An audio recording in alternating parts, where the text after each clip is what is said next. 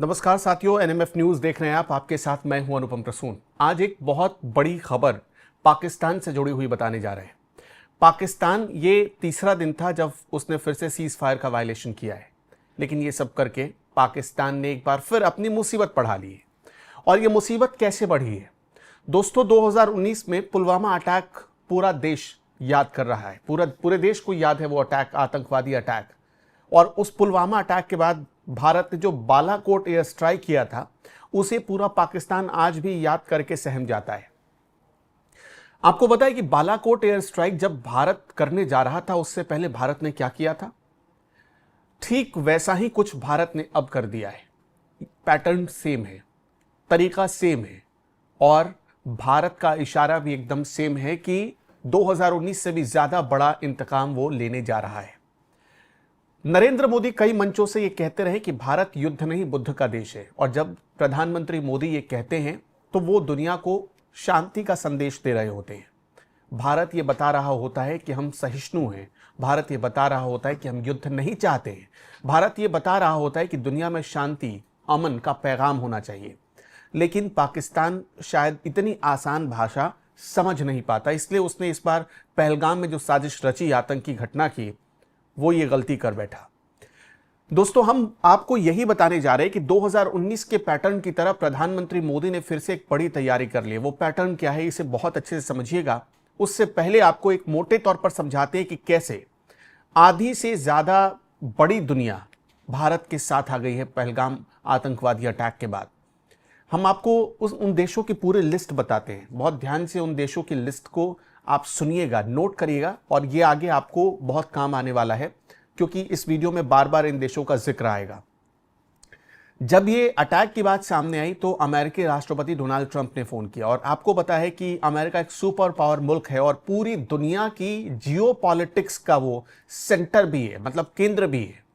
America के राष्ट्रपति Donald Trump ने प्रधानमंत्री नरेंद्र मोदी को फोन किया और इसे एक टेरर अटैक मानते हुए उन्होंने इस हमले की निंदा की और भारत का साथ देने का भरोसा दिया।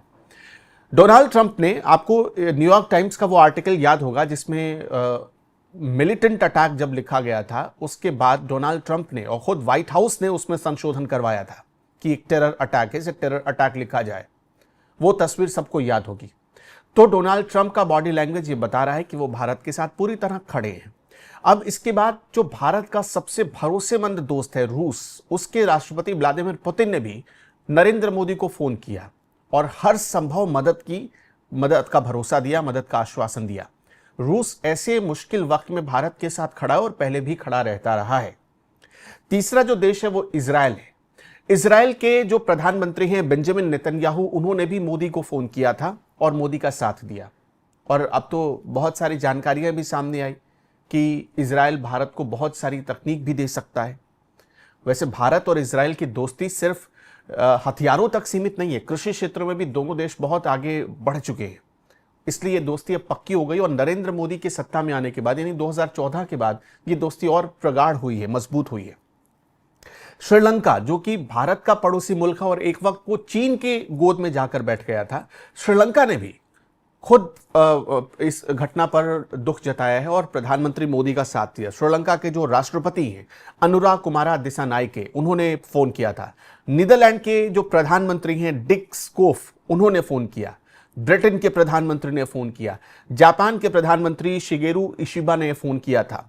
जॉर्डन के किंग अब्दुल्ला इब्न अल हुसैन, जॉर्डन एक मुस्लिम देश है दोस्तों, मुस्लिम देश होने के बाद भी जॉर्डन ने इस आतंकवादी घटना की निंदा की, पाकिस्तान की निंदा की और भारत का साथ देने का भरोसा दिया। इसके अलावा इटली की प्रधानमंत्री जॉर्जिया मेलोनी, उन्होंने भी नरेंद्र मोदी को फोन किया और इस घटना पर अफसोस जताया था, दुख जताया था और साथ देने का भरोसा दिया। नेपाल, फ्रांस भारत का मतलब ऐसा मित्र है जो मतलब भारत के साथ हर मुश्किल वक्त में खड़ा रहा है। जैसे रूस खड़ा रहता है वैसे फ्रांस खड़ा रहा है। फ्रांस के तरफ से भी फोन आया था प्रधानमंत्री नरेंद्र मोदी को और उसने भी इस पूरे मामले पर, आतंकवादी घटना पर कार्रवाई के संकेत दिए और कहा कि अगर नरेंद्र मोदी आतंकवाद को मिटाने के लिए कोई कदम उठाते हैं तो फ्रांस इसमें उनका साथ देगा। ये एक बड़ा मतलब अहम मैसेज था। इसके अलावा सऊदी अरबिया ऑस्ट्रेलिया, मिस्र, सऊदी अरब और मिस्र, ये दोनों मुस्लिम देश होने के बावजूद भारत का साथ दे रहे थे। अभी तक अगर मोटे तौर पर बात करें तो करीब 16-17 मुल्कों ने भारत के प्रधानमंत्री नरेंद्र मोदी को फोन किया है और कहा है कि आप अगर आतंकवाद के खिलाफ कठोर कदम उठाते हैं तो हमारा आपको फुल सपोर्ट है, पूरा समर्थन है। लेकिन दोस्तों, कुछ मुल्क ऐसे भी हैं जो पाकिस्तान के साथ दोस्ती निभा रहे हैं और यही दोस्ती उनको आने वाले दिनों में भारी पड़ने वाली, जिसमें OIC के ज्यादातर मुल्क शामिल हैं। अब ये OIC क्या है? ये OIC है ऑर्गेनाइजेशन ऑफ इस्लामिक कोऑपरेशन, यानी जो OIC से जुड़े हुए देश हैं, जो मुल्क हैं, उनमें से ज्यादातर देश ऐसे हैं जिनको ये घटना आतंकवादी घटना नहीं लगती है। लेकिन उसी OIC में कुछ ऐसे भी मुल्क हैं जिन्होंने इस घटना की निंदा की है और ज्यादातर मुल्कों ने इसकी निंदा नहीं की। जैसे सऊदी अरबिया OIC का सदस्य होने के नाते भी उसने इस घटना को आतंकी घटना माना और निंदा की। संयुक्त अरब अमीरात ने इस घटना को आतंकी घटना माना, UAE ने, और उसने भी निंदा की। ईरान, जॉर्डन, मिस्र, हमने ये नाम आपको पहले बताए। 57 OIC में मुल्क हैं, जिनमें से 5 ऐसे मुल्क हैं जिन्होंने निंदा की और बाकी बचे हुए 52 मुल्कों को लगता नहीं कि यह आतंकवादी घटना है। अब देखिए, हमने आपको थोड़ी देर पहले एक बात बताई थी कि सेम पैटर्न है, सेम तरीका है और भारत एक बड़ी तैयारी कर रहा है। पाकिस्तान को इस बात का इल्म हो चुका है। बालाकोट एयर स्ट्राइक जो 2019 में हुआ था भारत की तरफ से, भारत ने पाकिस्तान का जो सबसे एडवांस फाइटर जेट था, जो 4.5 जनरेशन का बताया जाता है, जो अमेरिका ने पाकिस्तान को दिया था, जिसका नाम था F-16, उसे मार गिराया था अपने MiG-21 से।